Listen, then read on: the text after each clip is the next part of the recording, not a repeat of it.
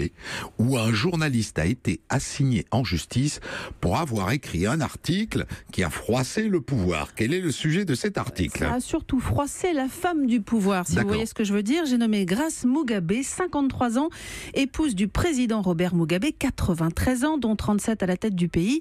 Kenneth Nyangi, c'est le nom de ce journaliste du quotidien privé Newsday, a fait 18 heures de garde à vue lundi et mardi. Il a été inculpé pour diffamation criminelle et il risque quand même 6 mois de prison. Ah, ouh là là, qu'est-ce qu'il a écrit donc dans cet article? Alors, ce qu'il a vu, tout simplement, pendant le week-end, un député du parti au pouvoir distribuant, au nom de la première dame, des vêtements d'occasion. Alors évidemment, le titre n'a pas dû plaire, ça donnait « Grace donne des sous-vêtements usagés ».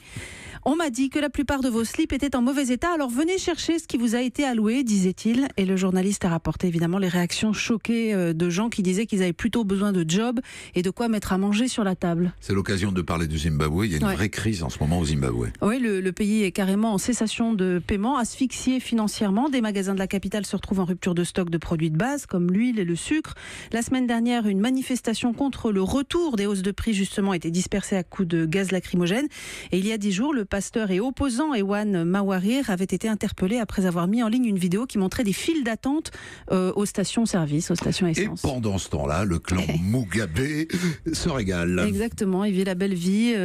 Ses frasques s'étalent dans les journaux. Par exemple, avant de donner son lot de vêtements d'occasion, Grace Mugabe s'est acheté la semaine dernière cash, un demi-million de dollars, une Rolls blindée qu'elle laisse en Afrique du Sud pour ses séjours là-bas. En août, elle avait fait les gros titres en agressant une jeune mannequin dans un hôtel en Afrique du Sud. Mais le message qui est envoyé à la presse, c'est bien qu'on prend des risques à critiquer Grace Mugabe.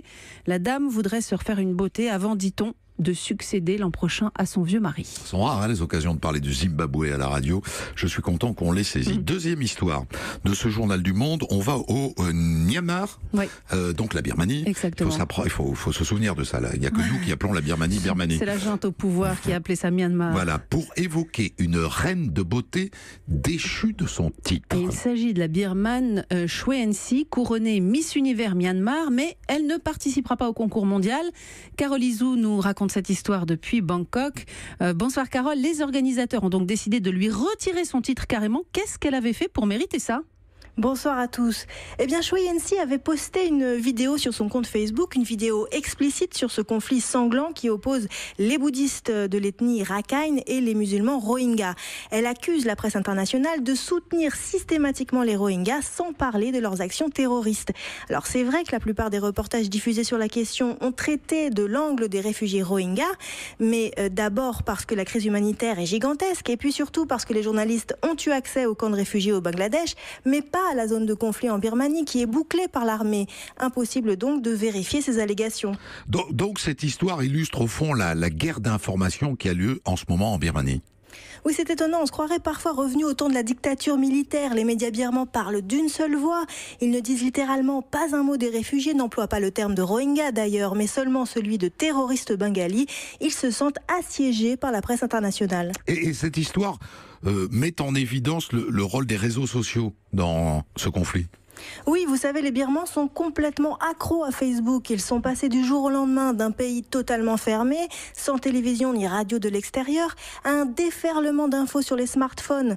Il n'y a aucune culture du débat ni de distance par rapport aux informations. Et donc les réseaux birmans pullulent de trolls qui passent leur vie à publier de fausses informations, parfois sur les bouddhistes, mais essentiellement sur les musulmans. Et le résultat, c'est la haine attisée de part et d'autre. Merci à vous, Carole Izou, voisine de la Birmanie, puisque vous êtes basée à Bangkok. Deux informations en bref. Et d'abord, l'Université de Montréal qui fait de la road tap, Sophie Armoyer. Sur son site, depuis 3 semaines, on peut lire « Et si vous veniez à Montréal cet hiver ?» Suit l'argumentaire suivant. Lycéens français, c'est le moment de découvrir les possibilités qu'offre un système universitaire différent qui s'adapte à la situation de chaque étudiant. C'est une façon même pas déguisée de s'adresser aux 3729 bacheliers que le système APB a laissé sur le carreau en France sans affectation de fac. Mais il faut faire vite, maintenant. Ils ont seulement jusqu'à dimanche pour candidater à la session d'hiver de l'Université de Montréal. Début des cours, janvier prochain. Même si on a été sélectionné par APB, on peut le faire. Oui. Bon. Un petit dérapage incontrôlé de Boris Johnson. Ouais. Donc c'est en Angleterre. Absolument. Le ministre britannique des Affaires étrangères s'exprimait hier soir devant le congrès de sa famille politique, les conservateurs. Et il voulait dire que des entreprises britanniques avaient l'intention d'investir dans la la ville de Sirte pour en faire le prochain Dubaï. Alors c'est en Libye, où vous savez les milices font la loi depuis la chute de Kadhafi. Tout le monde veut faire Dubaï.